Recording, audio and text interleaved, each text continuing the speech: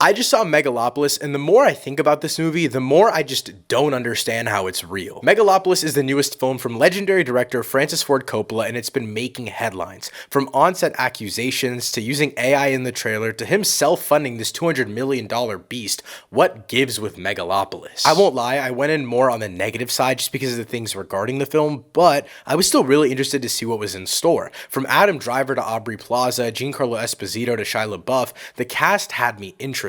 Plus, with this being Coppola's magnum opus, an absolutely giant budget, and a premise that was beyond intriguing, I was cautiously optimistic about what Coppola was cooking. Megalopolis follows Adam Driver's Caesar, whose final vision is to see society leap into a utopian and idealistic future. The only thing holding him back is Mayor Cicero, who prefers the status quo, perpetuating greed and partisan warfare. The synopsis does sound like a lot of yap, and that's exactly what I thought going in, but on the core story levels, I really did enjoy Megalopolis. Before getting more of my thoughts on Megalopolis, over 98% of you guys who watch these videos aren't yet subscribed, so if you don't want to miss out on more reviews, hit that button. But don't waste any more time, let's get into it. This movie is set in modern day America, but like Rome in America, which is absolutely insane, but it still works for the general commentary that this film is going for. And on the basic level, it's nothing that we haven't heard or seen attempted before, but why I think it works and why I think it works so differently in this film is just because it's never been attempted at this scale. No one has put all their chips into telling this story of corruption and greed to this level until Francis Ford Coppola, and I think he takes advantage of it. And that all starts with the choice of modern day America, but Rome in America, I don't really get it. A lot of shit in this movie just isn't really explained, but that's kind of the fun of it. And aside from the absolutely insane premise, setup, and basically the execution, which is literally the whole movie is just wicked, the thematic core of this movie is truly why I felt like it worked for me, even though, again, I really didn't think I was gonna like this movie. This film tackles so much that I can't possibly talk about it all, but from the literal parallels to our current US political climate, to how good and evil affects love, to the raw nature of being human, the bounds humanity puts on itself by evolving, the unbounding nature of being human, and so much more. I know it just sounds like I'm going on and on, but every little thematic element of evolution and kind of becoming a better self and society becoming a better self.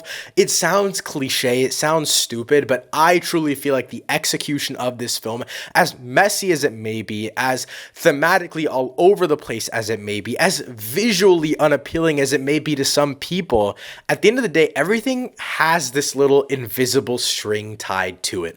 All of it just works enough for me, and I did enjoy it. I just didn't really expect this film to move me on an existential level. The only other film of this decade that I can really compare it to is Babylon, and though I have a couple movies that I like more than Babylon in this decade, Babylon is the only one to make me truly rethink my existence. And Megalopolis doesn't go that far, but it's the closest thing that I've gotten since Babylon. But even aside from those direct visual comparisons, at the end of the film, Adam Driver has a monologue that almost brought me to tears. It really did just make me rethink a lot of the way I view humanity, the way I view the world, the way I view our evolution as human beings. It was insane shit that I just don't really think about on a day-to-day. Adam Driver's monologue is one of my favorite parts of the film, but he is also just in general what truly carries the movie through and through.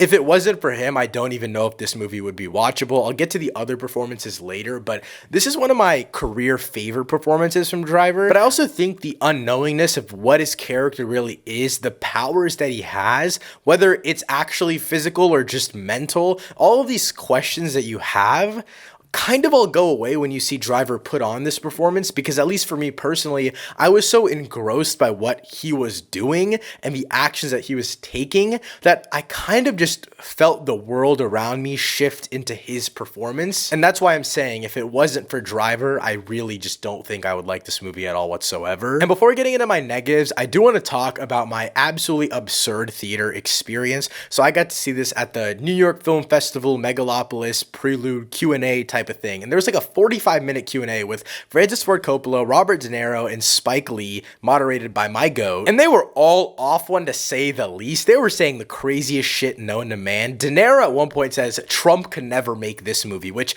I mean, I do agree with that. Oh, also, the guy, the dude, he showed up. All of this is to say that In addition to all of the thematic and existential things that this movie brought upon me, it was also just an absurd theater experience. Now, I don't know if The Guy is going to be there during its wide release this upcoming weekend, and I don't think that's going to be the case because they sent a specific dude to do this. But even aside from this really weird, one-of-a-kind, once-in-a-lifetime experience, there were problems with this movie that truly did take me out of the immersion. And one of the biggest things for me was the super lackluster dialogue. I won't say the writing as a whole is bad, but it was very hit or miss with the dialogue specifically. I don't know if it was the dialogue or if it was the delivery, and I'll talk about the performances in just a second here, but I know that this movie has been being rewritten for the last 40 years. This feels like one of the first drafts in terms of what characters are saying to one another. And this isn't to say that I didn't enjoy some of the performances, as in their characters and their relationship to Caesar, but a lot of their singular character moments just didn't work for me because the performances were just so mediocre. Like I said before, in terms of the performances, Adam Driver is the easy standout. I think Aubrey Plaza is also really good in the movie, but she just doesn't have as much to work with in terms of the thematic plot that was the most interesting to me. Shia LaBeouf is interesting here and there, but I just didn't really care for the character, and his writing also wasn't really great.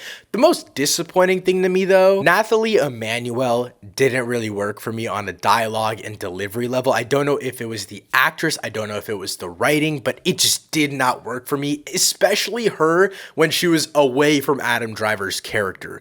The writing worked a little bit better whenever Adam Driver was delivering it, and those two characters are paired together very often, so it's not always super distracting, but when she's by herself and there are a lot of sequences where we're building up her character, it just doesn't feel real. She just completely takes me out of the film because it's just not on the level of anything else that's going on. And the final thing I can talk about without obviously giving spoilers away is how visually this movie is just super fucking weird. It uses visuals in a way that I just don't think I've ever experienced before, and that's a good and bad thing because some of the shots are absolutely horrible, and if they were in any other project, people on Twitter would shit all over it. But because there's a lot of shitty shots in this movie, I think one can make the excuse that that was the artistic vision. No, I don't know, but I will say I think a lot of the visuals, they do work. They really do engross you into this world, and sometimes even if they are bad and they do take you out a little bit, it kind of fits in with the world and the vibe that they're going for, so I understand if people don't really complain about it. I think visually, a lot of the concepts that they pull out in terms of evolving this movie thematically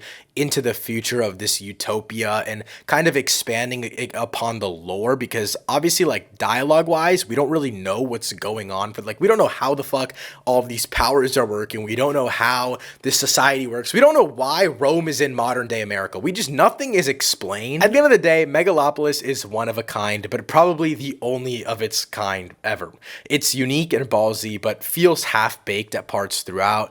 Coppola tries a lot, and the more I sit with it, the more I can pick apart, but the more I also appreciate the process of human evolution, love, politics, and everything in between. For Megalopolis, I really can't give it a rating. It's one of the movies that it's one of a kind, and I urge you to check it out, and let me know your thoughts in the comments down below. This is one of those films that, in my opinion, you just have to experience in the theater, but that wraps up all my thoughts on Megalopolis. Thank you so much for watching. I'll see you next time. Peace.